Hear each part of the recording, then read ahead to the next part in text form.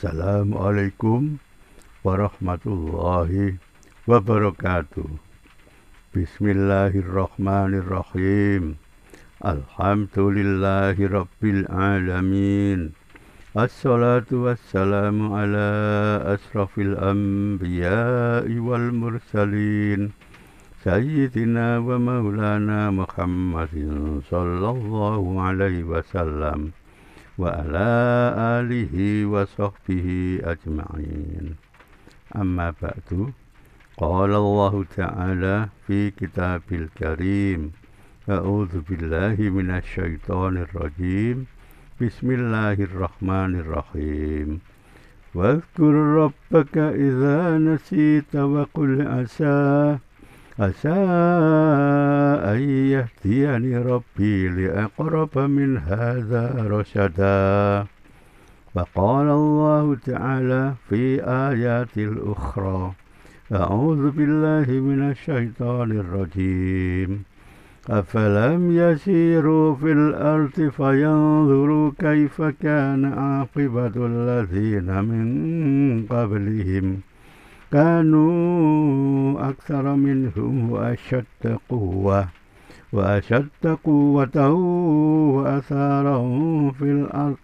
wa atharan fil ardi fama aghna anhum ma kanu yaksibun. Sadaqallahul azim. Al-ayah. Para pirsawan sekalian, selamat berjumpa lagi dalam channel Teko Megalodon. Kali ini sampailah kita pada episode yang keempat, jilid yang ketiga.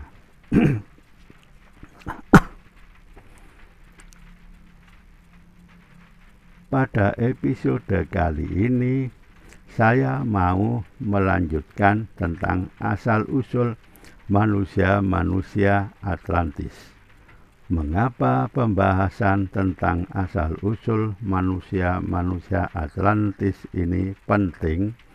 Sebab nantinya berhubungan dengan pembahasan tentang bekas-bekas atau jejak-jejak atau peninggalan-peninggalan manusia Atlantis yang begitu hebat, begitu super, begitu luar biasa, di luar nalar bila dianalisa dari segi ilmu pengetahuan dan teknologi kita pada saat ini. Saya mau beri contoh tentang dua macam jejak-jejak atau bekas-bekas peninggalan manusia Atlantis dengan dua macam jejak fisik. Yang pertama, jejak fisik tapi informasi dari Al-Quran sangat sedikit atau sangat minim sekali. Yang kedua adalah jejak fisik tapi keadaannya adalah sebaliknya, yaitu informasi dari Al-Quran lengkap tapi jejak fisiknya belum diketemukan. Contoh jejak fisik yang pertama adalah bangunan piramida Giza di Mesir.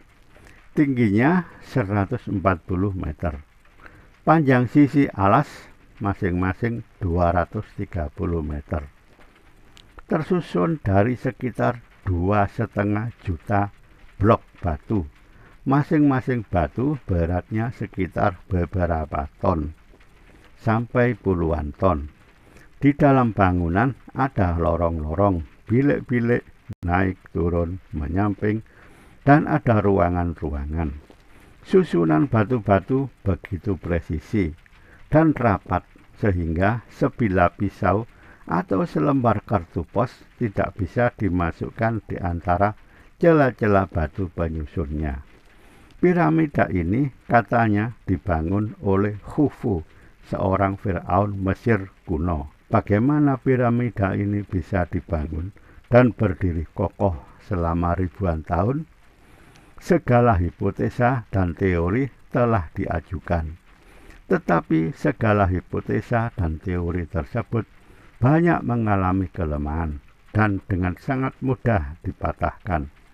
Akhirnya seakan menyerah muncul teori lain bahwa piramida ini dibangun atas bantuan alien.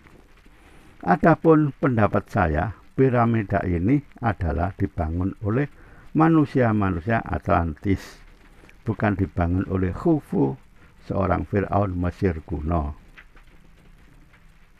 Informasi tentang ini dari Al-Quran terdapat di berbagai ayat, tetapi sangat sedikit.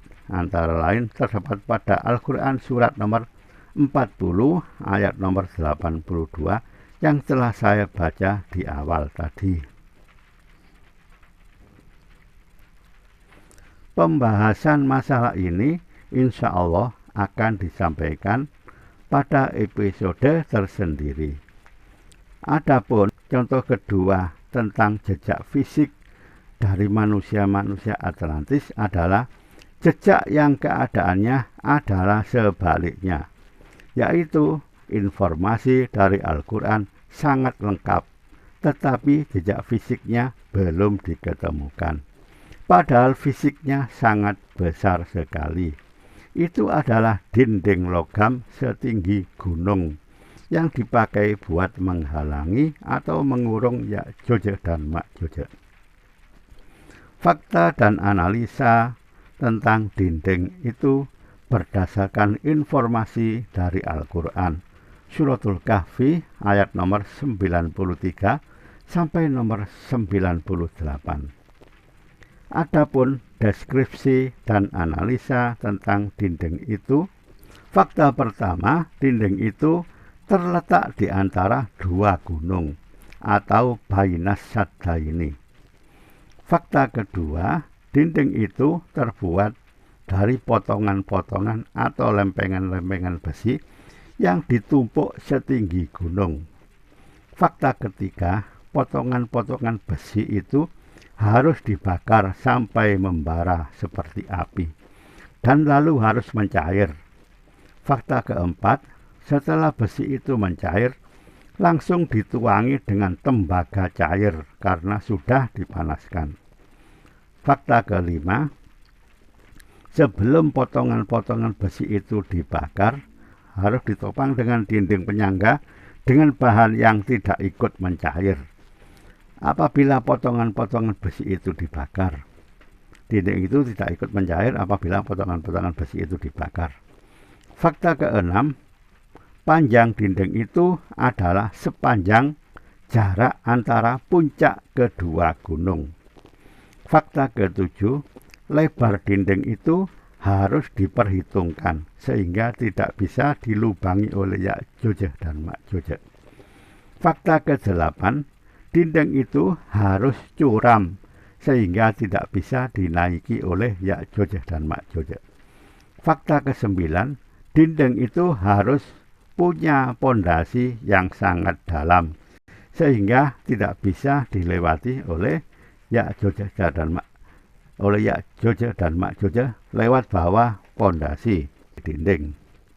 Dan bahan untuk pondasi harus sama dengan bahan untuk membuat dinding, yaitu dari bahan potongan-potongan besi yang dibakar hingga mencair lalu dituangi tembaga cair yang habis dibakar. Fakta ke-10, harus punya peralatan ilmu pengetahuan dan teknologi yang bisa membakar dan mencairkan besi dan tembaga sebanyak itu. Fakta ke-11, harus punya bahan mineral besi dan tembaga untuk membuat potongan-potongan besi dan tembaga sebanyak itu. Fakta ke-12, harus dibangun menara-menara yang sangat tinggi untuk mengatur jalannya proyek pembuatan dinding itu. Fakta ke-13, harus dibuat menara-menara untuk menaruh tempat buat alat peniup api. Fakta ke-14, harus ada bahan bakar untuk disalurkan ke alat peniup api. Fakta ke-15, harus ada pimpinan proyek. Dan pimpinan proyek itu adalah Dzulqarnain, orang Atlantis. bukan Iskandar Zulkarnain dari Makedonia yang hidup pada abad ketiga sebelum Masehi. Fakta ke-16, proyek pembuatan dinding ini harus dilaksanakan dengan cepat karena pimpinannya, yaitu pimpinan proyeknya, bukan penduduk setempat dan harus segera melanjutkan perjalanan lagi setelah proyek selesai. Para pirsawan sekalian, sungguh tak terbayangkan bila fakta-fakta tentang dinding penghalang Ya'juj dan Ma'juj ini dibuat oleh suku primitif yang hampir tidak mengerti pembicaraan.